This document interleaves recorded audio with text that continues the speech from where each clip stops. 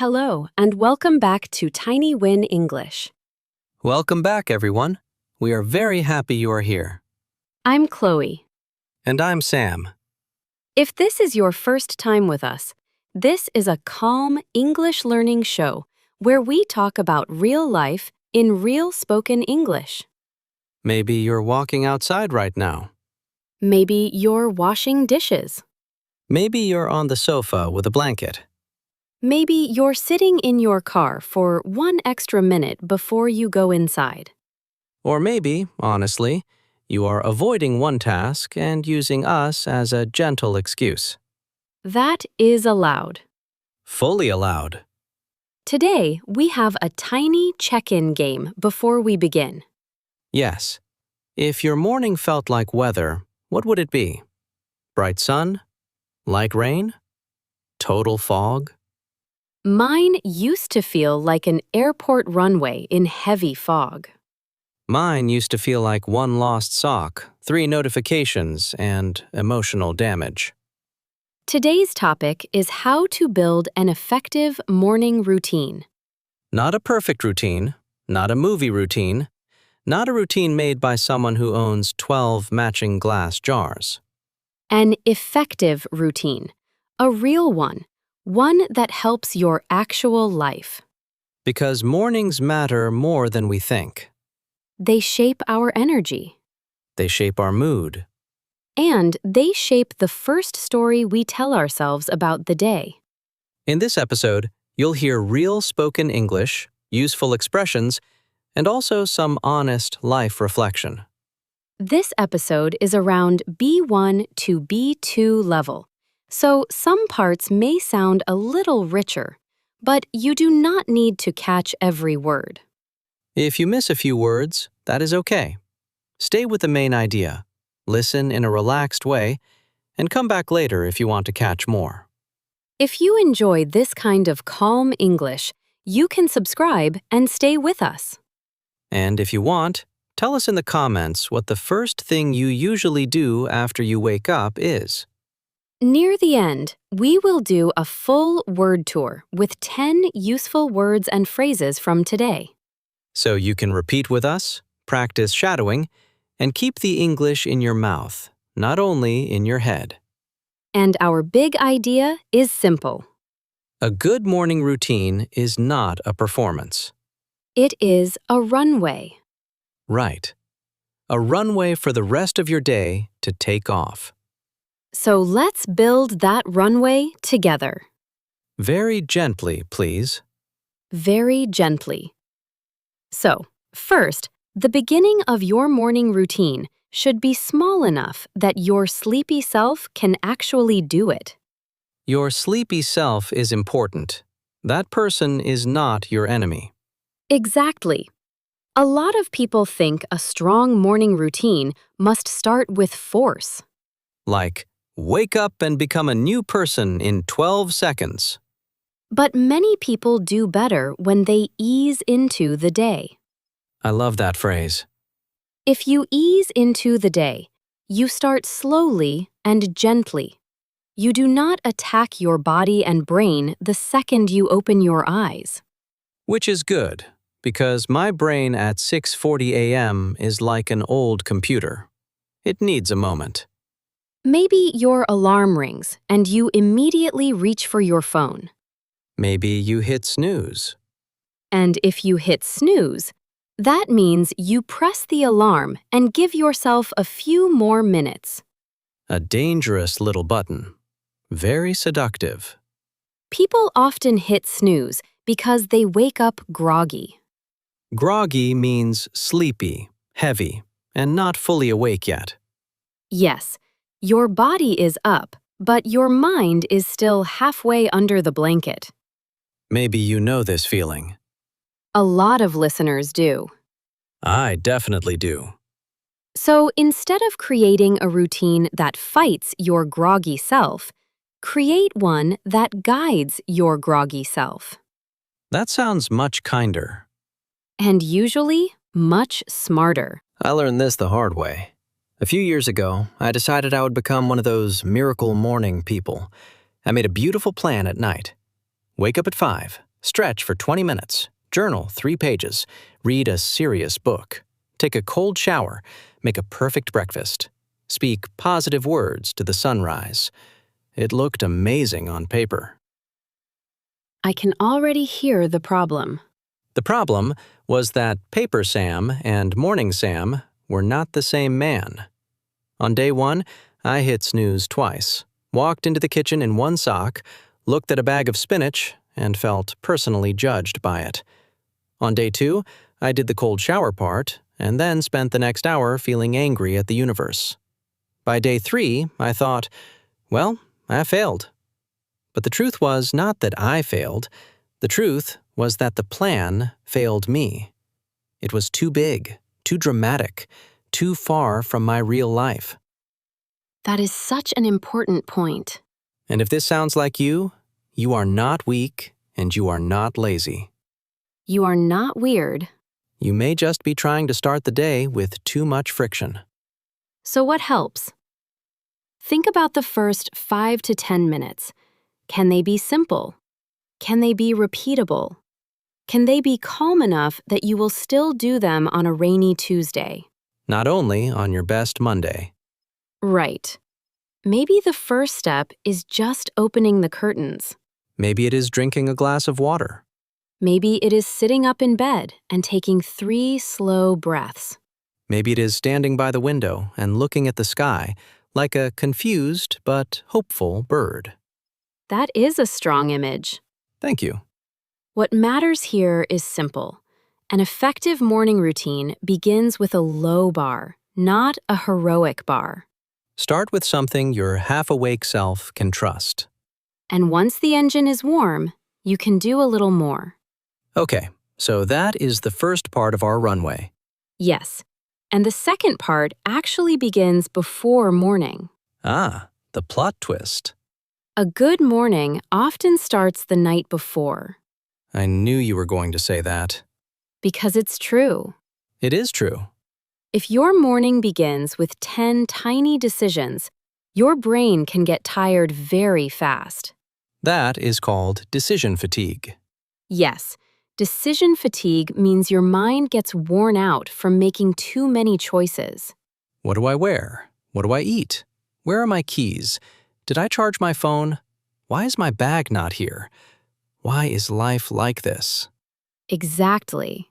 That is so real. One useful phrase here is set yourself up.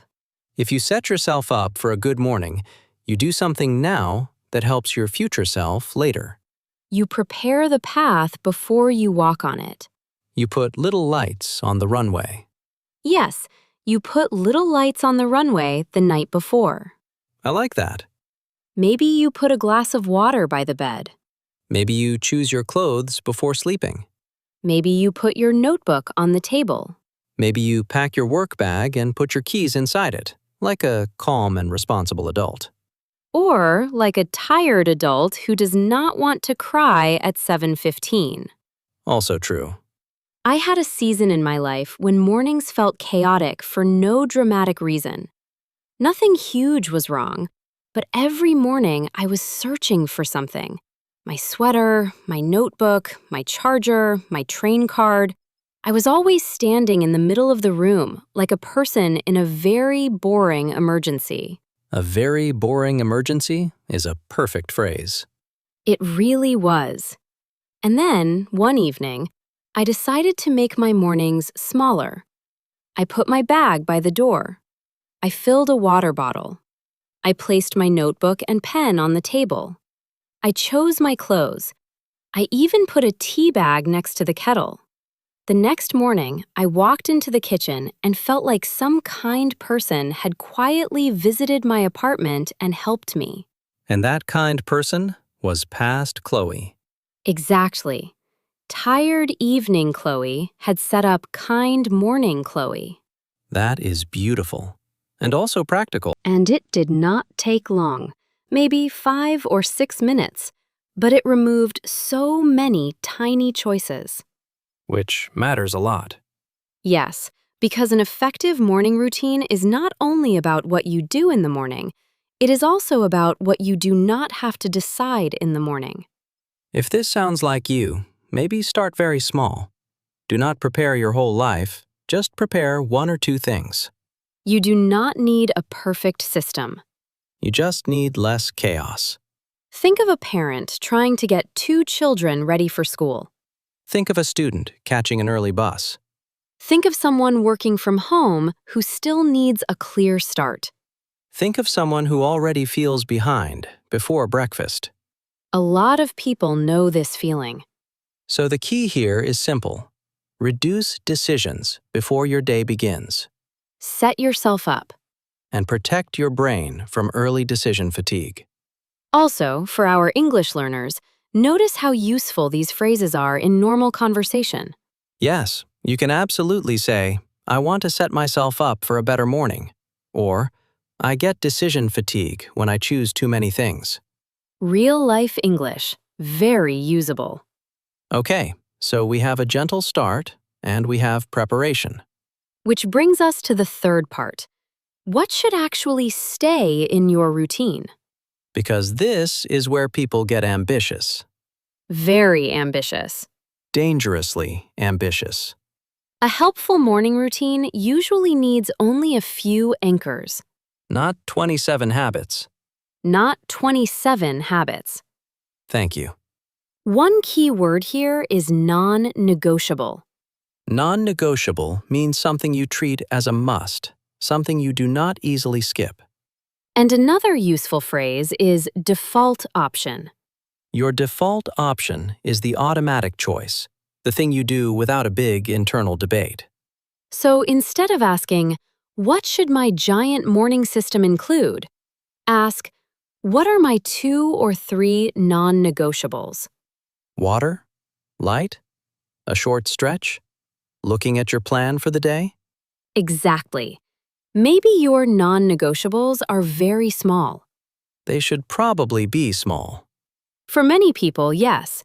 Maybe 1 glass of water, 1 minute by the window, and 1 look at today's top task. That already sounds more human. And then ask, how can I make these the default option?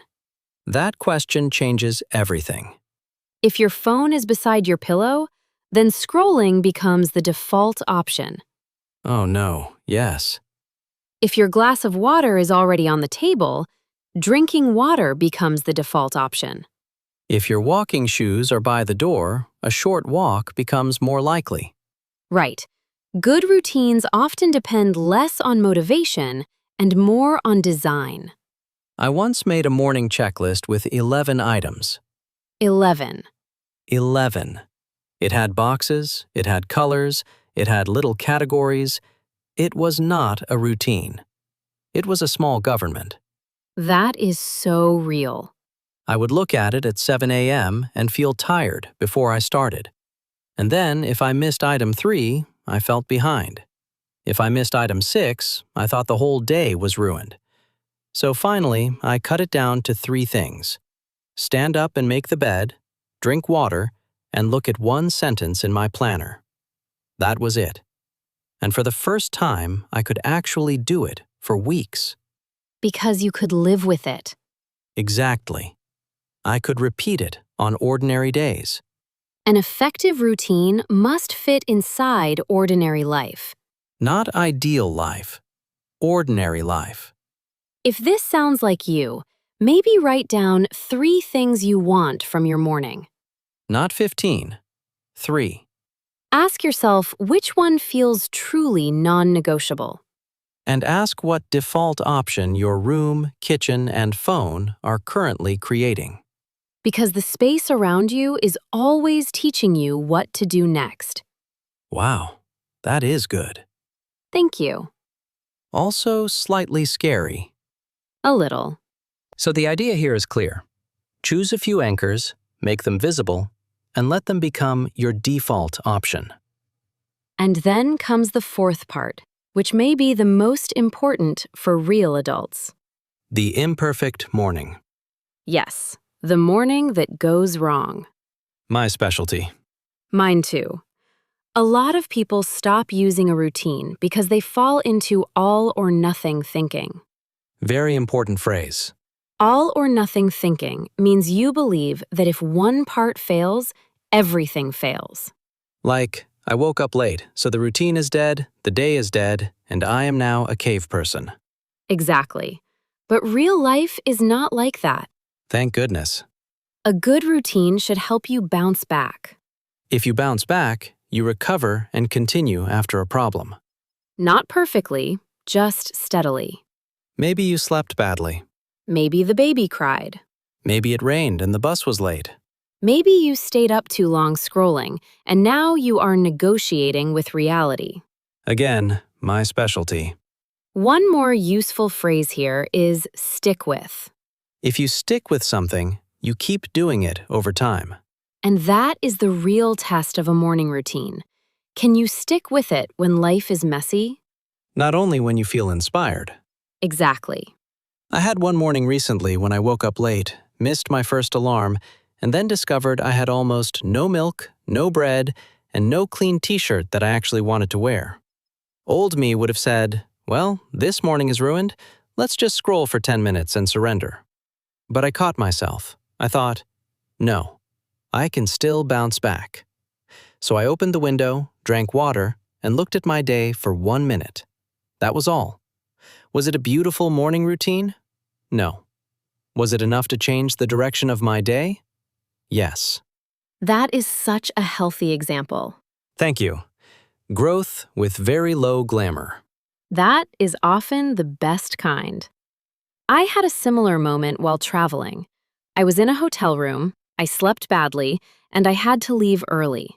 There was no familiar kitchen, no normal desk, no comforting routine objects. For a second, I felt that little panic. I can't do my real morning. But then I remembered that routines are not museum pieces. They can move. So I sat on the edge of the bed, drank some water, opened the curtain, and asked myself one question. What does this morning need most? The answer was not be impressive. The answer was be clear. That tiny reset helped me so much. Maybe you know this feeling. You think you need the full routine or nothing. But you usually do not need the full routine. You need the next helpful step. A runway in light rain is still a runway. It may not look elegant, but the day can still take off. Yes, and that is the last big idea from our 4 parts. Make your routine flexible enough to survive real life. Because the routine you can stick with is better than the routine that only looks impressive. And before we finish, let's slow down and switch into English learning mode very clearly. Yes, this next part is for listening, repeating, shadowing, and replaying. We are going to do our word tour now. 10 useful words and phrases from today, all in real spoken English. And remember, you do not need to remember everything today. Just notice, repeat, and keep listening. First, ease into the day. Ease into the day means start slowly and gently, without pressure. Example 1. I like to ease into the day with tea and quiet music. Example 2. Don't send me hard questions at 7 a.m. I need to ease into the day. Say it with us. Ease into the day. One more time, slowly. Ease into the day. Second, hit snooze. Hit snooze means press the alarm to sleep a little longer. Example 1. I hit snooze twice and then had to run. Example 2. If I put my phone across the room, I don't hit snooze so much. Repeat. Hit snooze. Again, hit snooze. Third, groggy. Groggy means sleepy, heavy, and not fully awake. Example 1. I feel groggy if I sleep only 5 hours. Example 2. Give me 10 minutes. I'm still groggy. Say it. Groggy. One more time. Groggy. Fourth, set yourself up. Set yourself up means do something now that helps your future self. Example 1. I set myself up for a calm morning by packing my bag at night. Example 2. Let's set ourselves up for success and cook lunch early. Repeat after us. Set yourself up. Slowly. Set yourself up. Fifth, decision fatigue.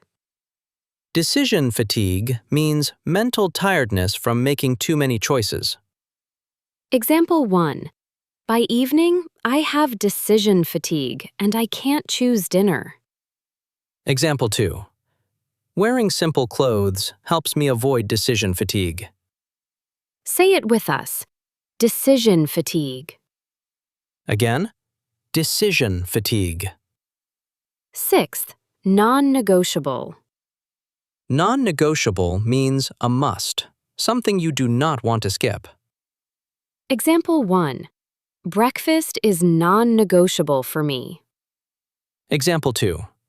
My evening walk is non-negotiable unless I'm sick. Repeat. Non-negotiable. One more time, a little slowly. Non-negotiable. Seventh, default option. Default option means the automatic choice, the thing that happens most easily. Example 1. If fruit is on the table, it becomes my default option for a snack. Example 2. When my phone is next to the bed, scrolling becomes the default option. Say it. Default option. Again, default option. Eighth, all or nothing thinking. This means thinking in extremes. If one part goes wrong, you feel that everything is ruined. Example 1. I missed one workout and my all or nothing thinking told me to quit. Example 2. All or nothing thinking makes small problems feel huge. Repeat after us. All or nothing thinking. Again, slowly. All or nothing thinking. Ninth, bounce back. Bounce back means recover and continue after a bad moment. Example 1. I had a stressful morning, but I bounced back after lunch. Example 2. She forgot her notes, then bounced back and gave a great talk. Say it with us. Bounce back. One more time. Bounce back. 10th, stick with. Stick with means continue doing something over time. Example 1. This routine is simple, so I can stick with it. Example 2. Stick with your English practice, even if progress feels slow. Repeat. Stick with. Again, stick with. Very good. And if you want, replay this whole word tour and shadow us line by line. You can pause after each phrase, repeat it, and say your own example. That is excellent listening practice. And excellent speaking practice, too. Also, really, you do not need to carry all 10 items perfectly today.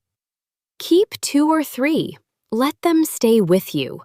The others can come later. You did well just by listening this far. You really did. So, before we go, here is the heart of today's lesson. An effective morning routine is not a stage where you perform. It is a runway that helps your real day begin. Gentle, prepared, simple, and flexible. Your tiny homework is this. Write one sentence using either set yourself up, bounce back, or stick with. For example, I want to set myself up for a calmer Monday, or I'm learning to bounce back after a messy morning. If you want, you can write your sentence in the comments. And you can also answer our question from the beginning. What is the first thing you usually do after you wake up?